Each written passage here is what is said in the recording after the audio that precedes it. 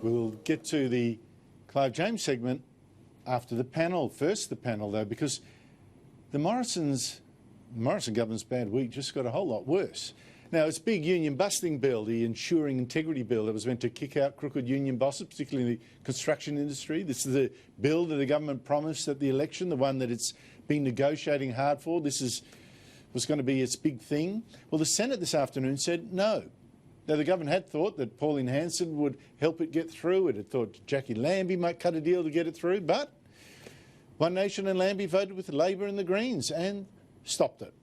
Hanson said the public was in fact thinking there's now one rule for unions, very tough, another for banks, very weak, and the ACTU claims exactly the same and is cheering. Australian people don't like double standards. They do not like the fact that you can have a special law that just applies to working people, where those same laws don't apply to politicians, they don't apply to big business, they don't apply to the banks. Can't hear. Joining me is the panel, Jack Houghton, digital editor of Sky News, and Rita Panahi, Herald Sun columnist and Sky News host, and all-round terrific tweeter as well. Jack, how bad is this for the government and how bad for Australia? I don't know whether they're the same answer to both. I think they're equally as bad. It's quite devastating for the government. They've been working for months on this particular piece of legislation, and I think they thought they had it. Pauline Hanson was very coy, I think, in the press conference as well, describing the reasons which she's turned on them at the last minute. I don't quite understand the notion that she's putting forward that you have to be tough on the banks so you can't be tough on the unions. To me, it doesn't really work. Two things can be true at the same time, and I don't see why people have an issue with cracking down on people that are actually breaking the law. Look, Jack makes a good point. Can't understand why Pauline Hanson suddenly is, going cold on this. May I suggest a theory? There's a Queensland state election. Pauline Hanson looks, she needs, in fact, quite often, blue-collar, maybe even union-type voters, and they're going to campaign against her. What do you think, Rita? That is not a bad suggestion, and there are a lot of alienated traditional Labor voters who are not a fan of Labor's identity politics and a lot of their social positions and a lot of their environmental policies. So their vote could quite easily go to another party. A lot of them couldn't stomach voting for the Liberals or Nationals, but One Nation is more palatable to them. I think also, again, call me naive, but I think the way Hanson has been treated by some in the coalition hasn't been particularly smart. They need her a lot more than she needs them. So for them to be dismissive of her, to mock her sometimes, and I just think that is really not a smart way to go. Show her a lot of love. Show her a lot of love, or I think you'll pay. But Jack, I'm wondering whether the same considerations might even apply to Jackie Lambie. I mean, it looked like she was going to, made a secret deal, and we don't know what it was going to be. But then she voted against it, and she too. I mean, she's been featuring in union ads, a very unflattering picture, and I think she too relies on the same sort of demographic, the kind of people that might be union members, but are conservative leftists, conservative Labor kind of people that would probably go to her, the battler kind of vote. Well, I really hope it isn't a decision made out of self-interest and it isn't a political, strategic decision. I do know there are a lot of amendments going back and forward. I know particularly with Pauline Hanson, the chief one was the administrators and how much power they would have. But you raise a very good question.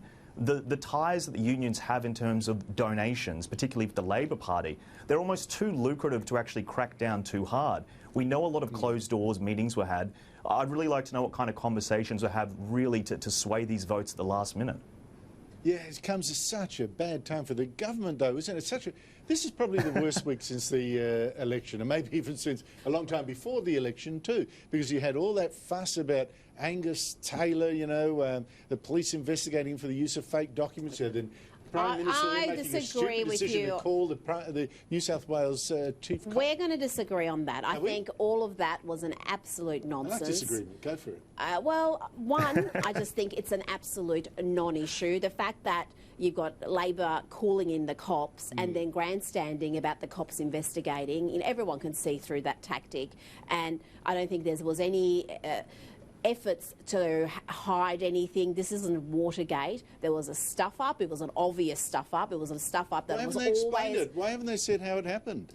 Well, because maybe they don't know. Maybe they were just presented with a document. We had a couple of figures changed, and instead of sort of being smart enough to realise these figures can't possibly be accurate, they've just gone with it. But, you know, there's no sort of conspiracy to try to do anything. And as far as calling the police, I mean, he came back into Parliament and told everybody precisely what happened. He said precisely what he said had happened. I don't know that we know what indeed the conversation was. You can't expect him to have a photographic memory and say word for word what was said. He gave the gist of it, and the gist of it was accurate. Jack, there's a lot of points that I agree with on Rita. I don't know this makes much difference to anybody. And all that kind of stuff, and I don't suspect anything criminal or any like that, but I do certainly suspect stupidity, and I suspect bad headlines and a wasted couple of days and a loss of confidence. Yes, and I always opt to blame ignorance over malice unless I have evidence. That's true too. Unless I have evidence to the contrary, and this looks like a situation where it was deeply mismanaged. And I would posit that the City of Sydney, Clover Moore's Council, I don't think that they're completely out of the woods, because the entire narrative pertains to the metadata relating to that final draft. Now, if this was an earlier draft, the metadata would be meaningless that they've released. So I think that the forensic police, when they do look into this, I imagine they'll be looking very close at the City of Sydney, and I am very suspicious that maybe they had two versions of that document floating around that website. Jack, I'm not going to quarrel with our digital media because I have no idea about these things. Yes, he said words there I didn't understand.